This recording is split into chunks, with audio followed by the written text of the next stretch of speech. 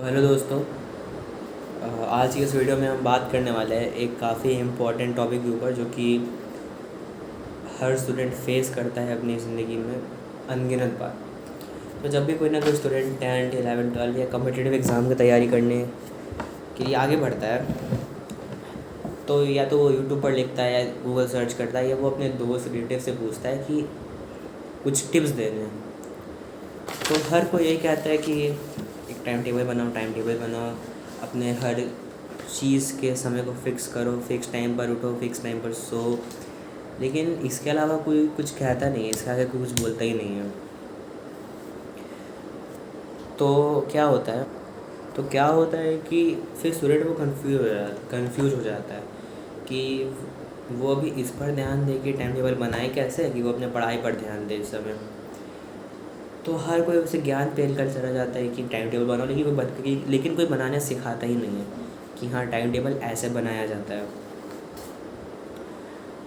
तो आज हम उसी के ऊपर बात करने वाले। तो ये जो वीडियो है इसको मैंने दो पार्ट में डिवाइड किया है, एक है 80%, एक है 20%। जो 80% है वो मैं इस वीडियो में आपको देने वाला हूँ पॉइंट वाइज, और जो 20% है वो एडवांस टिप्स है, यानी कि 80% बेसिक, 20% एडवांस।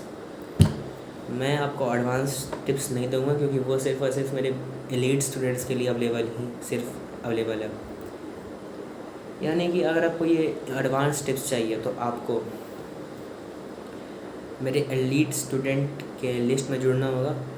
जो अगर आप जुड़ना चाहते हैं तो मेरे इस यूट्यूब चैनल के बायो के अंदर मेरे इंस्टाग्राम का लिंक है, उस पर क्लिक करें, मुझे मैसेज करें कि आप इंटरेस्टेड हैं, और फिर मैं आपको इनरोल कर लूँगा और मैं आपको सारे के सारे डिटेल्स भेज दूँगा कि आपको कैसे क्या करना होगा, क्या क्या मिलेगा आपको। और अगर आप बाई चांस इंस्टा नहीं चलाते तो आप बस अपना नीचे में कमेंट कर दीजिए कि मैं इंस्टा नहीं चलाता हूँ, मैं आपसे रीच आउट करने की कोशिश करूँगा। तो सबसे पहले हम समझते हैं कि टाइम टेबल बनाते कैसे। तो हमारा पहला पॉइंट है कि सेट द फाउंडेशन, यानी कि हमें समझना है कि ये काम कैसे करता है। एक टाइम टेबल का 3 पार्ट होता है, मॉर्निंग रूटीन, बॉडी और फिर नाइट रूटीन। मॉर्निंग रूटीन यानी कि जो कि आप उठने के जस्ट बाद करते हैं, नाइट रूटीन यानी कि आप सोने के जो जस्ट पहले करते हैं। तो इतना तो आप समझ गए। तो आपको मॉर्निंग रूटीन का क्या क्या ऐड करना है मॉर्निंग रूटीन में।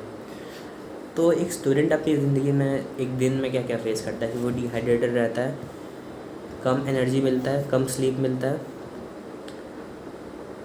तो हम यही सब चीज़ फिक्स करने वाले हैं मॉर्निंग रूटीन में। आपको सुबह उठते भर पेट पानी पीना है। आप ऐसा एक तांबे का जग भी रख सकते हैं जिसके अंदर आप पानी पिए। जब सुबह उठे पूरा जग पी लिए। और कम एनर्जी रहता है तो आपको सुबह सुबह कॉफ़ी पीना है। तो अब हर लोग को मैं रिकमेंड नहीं करता हूँ कॉफ़ी पीने, क्योंकि स्टडीज़ हुई हैं कि हमें दिन के पहले घंटे के अंदर कॉफ़ी नहीं पीना चाहिए। तो आप अपने बॉडी पर कैसे काम करता है वो समझ लीजिए, फिर आप देख लीजिए आपको कॉफ़ी पीना है या नहीं। अगर आप पानी पी रहे हैं खूब सारा तो मुझे नहीं लगता कि कॉफ़ी पीने में कोई बुराई है, लेकिन आप अपने आप पर ट्रायल एंड एरर मेथड से ट्राई करके फाइंड आउट करें। फिर हमें चाहिए होगा पॉजिटिव एटीट्यूड। आप कुछ भी कोट्स वगैरह लिख सकते हैं, कोट्स वगैरह रूम पर चिपका सकते हैं जिसको आप रोज़ सुबह उठ कर पढ़ें, जिससे आपका दिन जो है बहुत ज़्यादा इन्फ्लुएंस होता है। अगर आपका दिन का स्टार्ट ही पॉजिटिव होगा तो दिन भी 1 बाय 1 करके पॉजिटिव होना शुरू हो जाएंगे। फिर आता है आपका वर्किंग आवर।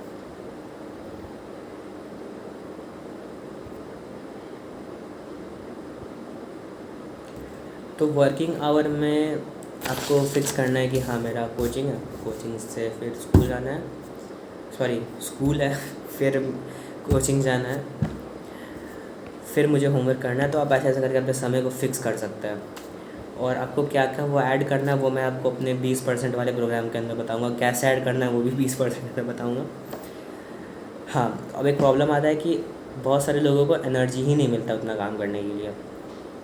इसका सिंपल सा आंसर है कि आपको एनर्जी नहीं मिलता है क्योंकि आपके बॉडी को ज़रूरत ही नहीं पड़ता एनर्जी बनाने का।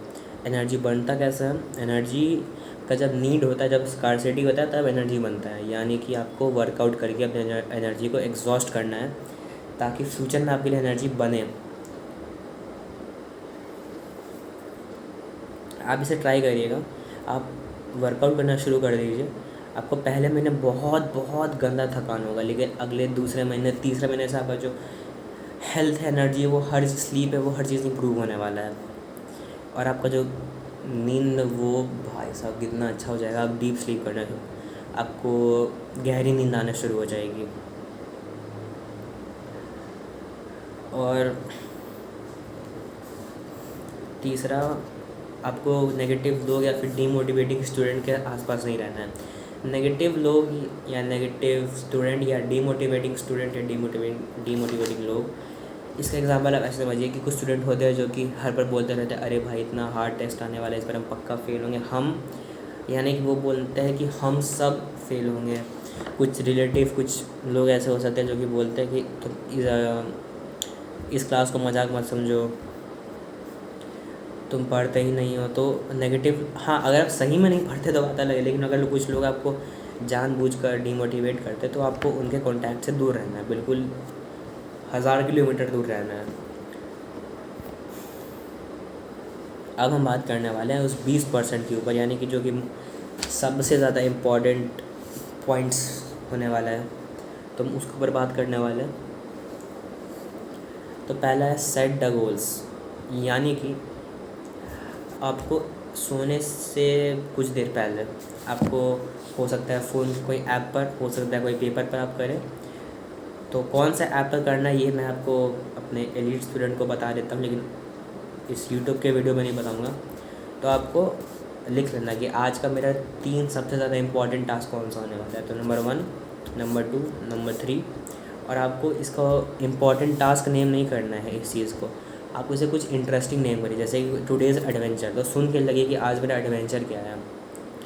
अगर आप कुछ ऐसे इम्पॉर्टेंट वर्क टाइटल कर दीजिएगा तो बहुत ज़्यादा बोरिंग लगता है। तो कुछ इंटरेस्टिंग टाइटल करिए। आप अपने हिसाब से कुछ भी कर सकते हैं। और आपको अगले दिन आपका जो मेन फोकस होना चाहिए वो होना चाहिए नंबर 1 वाले टास्क को करें, फिर नंबर 2 वाले को करें, फिर नंबर 3 वाले को करें। यानी कि 1 सबसे ज़्यादा इम्पॉर्टेंट, उसके बाद 2, उसके बाद 3, ऐसे आपका काम करता है ये सिस्टम। फिर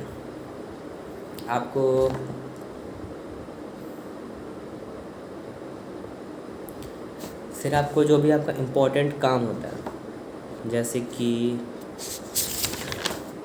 आपको अपना बैग में बुक्स डालना, रूटीन सरियाना हो सकता है। आपको अपने हो सकता है कल के लिए ड्रेस प्रिपेयर करना होगा, आयरन वगैरह। हो सकता है कि आपको एक टेबल में बहुत सारा सामान रखा है तो आपको खाली करना है कि मैं कल जब स्कूल से आऊँ तो मैं डायरेक्ट पढ़ने बैठ सकूँ। हो सकता है कि आपको अपने जिम के लिए कपड़ा रेडी रखना होगा। तो ये सब जो काम होते हैं ये सब आपको नाइट रूटीन के अंदर करना है, जिससे आपका जो कल का दिन है वो और आसान होने वाला है।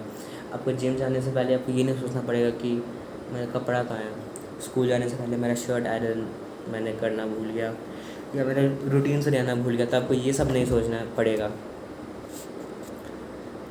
तो और मैं एक और चीज़ बता देता हूँ कि तीनों पार्ट में, यानी कि मॉर्निंग रूटीन, बॉडी और नाइट रूटीन में सबसे ज़्यादा इम्पॉर्टेंट वर्किंग आवर के बाद, यानी कि बॉडी के बाद जो आता है वो है नाइट रूटीन। तो इससे आप इम्पोर्टेंस समझ सकते हैं नाइट रूटीन का। आपको कोई भी डाउट है तो आप कमेंट करके पूछ सकते हैं या मेरे इंस्टा पर मैसेज करके पूछ सकते हैं। अब मिलता है अगली वीडियो में अगले प्रॉब्लम के साथ और सॉल्यूशन के साथ।